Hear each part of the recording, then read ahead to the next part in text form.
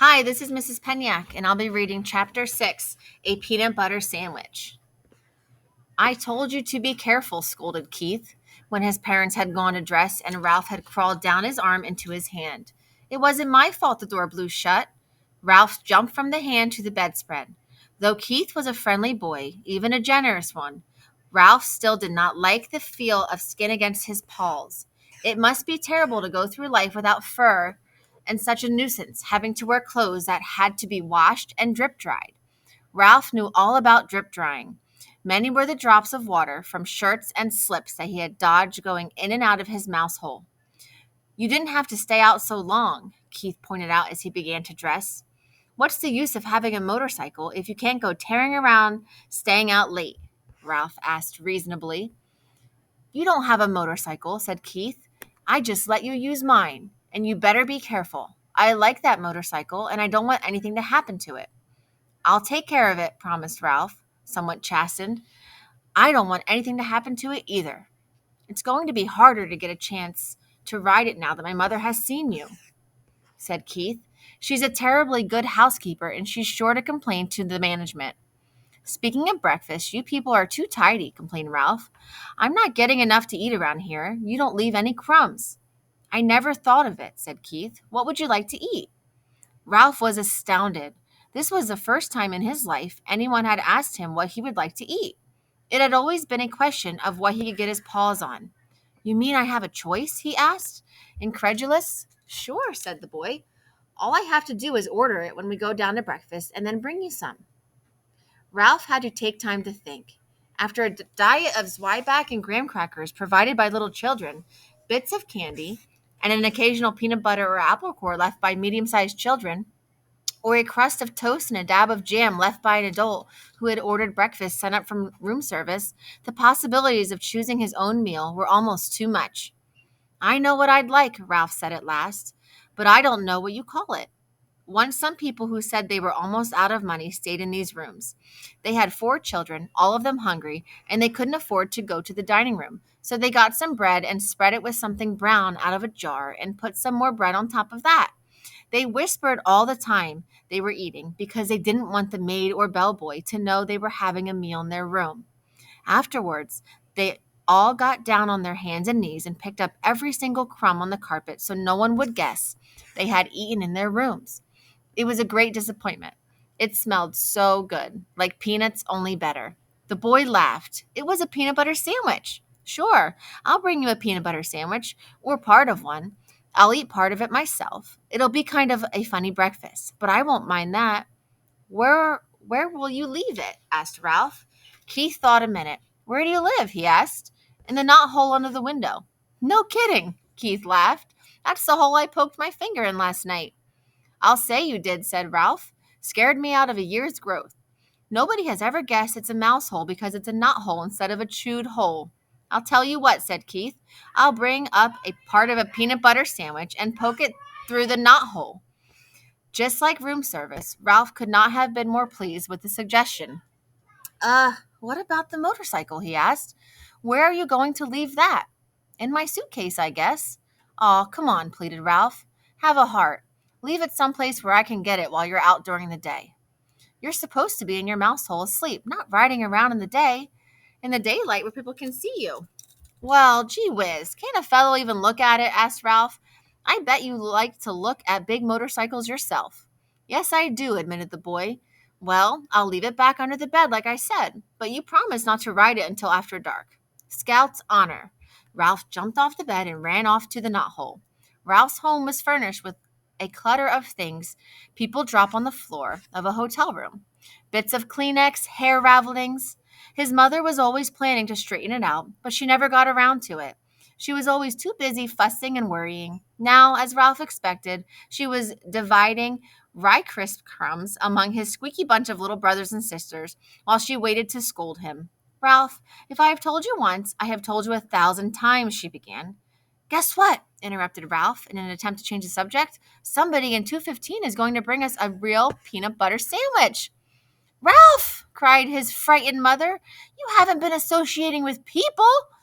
Oh, he's just a boy, said Ralph, deciding to keep the complete story of the dangers and the glories of the past night to himself.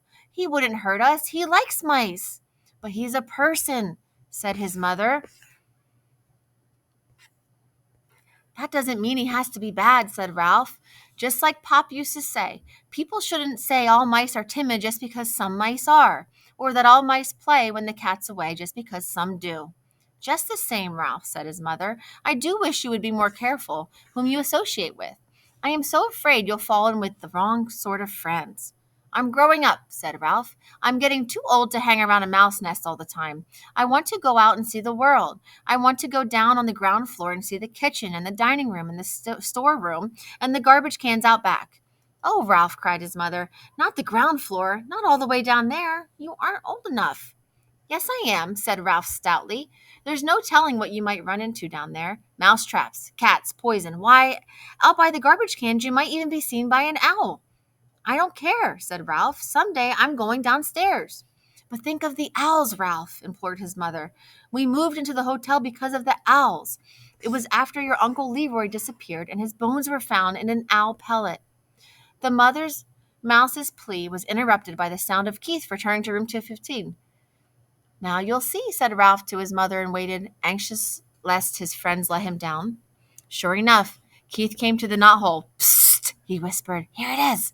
The waitress thought I was crazy, ordering a peanut butter sandwich along with my cornflakes for breakfast, but here it is.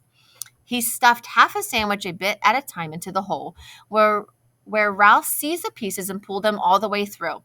Listen, we're going to be gone most of the day. The dining room is packing us a picnic lunch, and we're going to drive along some of the back roads and visit some old mining towns. Thanks a lot, Ralph managed to say with his voice watering. Have fun. See you tonight, said Keith. Have a good day's sleep. Ralph's mother could not help being impressed by the sight of that peanut butter sandwich. Just like room service, she marveled. Why, it's a peanut butter and jelly sandwich, and it even has butter in it. I told you he would bring it. Ralph could not help boasting, even though his mouth was full. After sharing his feast with his squeaky little brothers and sisters, all of whom had trouble with peanut butter sticking to their teeth, Ralph curled up on a heap of shredded Kleenex and took a good long nap. When he awoke refreshed, his first thought was of the motorcycle. He wondered if Keith really had remembered to leave it under the bed. He yawned and stretched and left by the way of the knothole.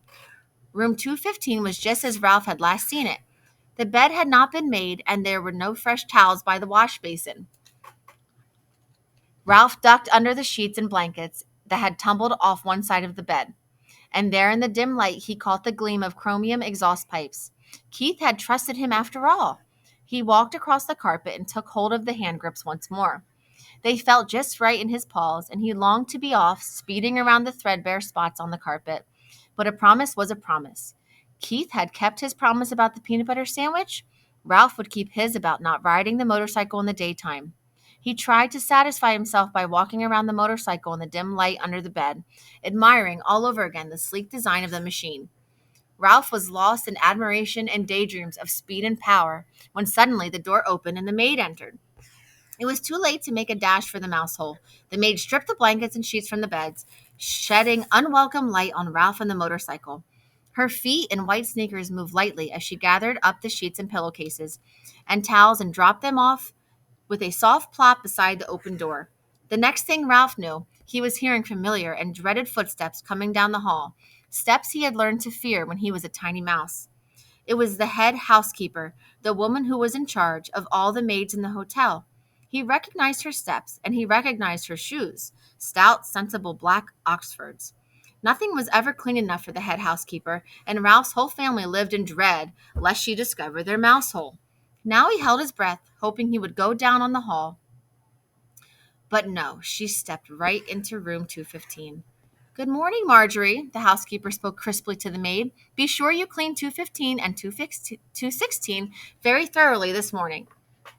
There has been a complaint from the guests. They suspect mice. Yes, ma'am, said the maid. Look behind all the drawers, continued the housekeeper, and in the corners of the closets. Please report any evidence of mice, and be sure you vacuum under the beds. You have been getting careless lately. With that, she walked briskly down the hall.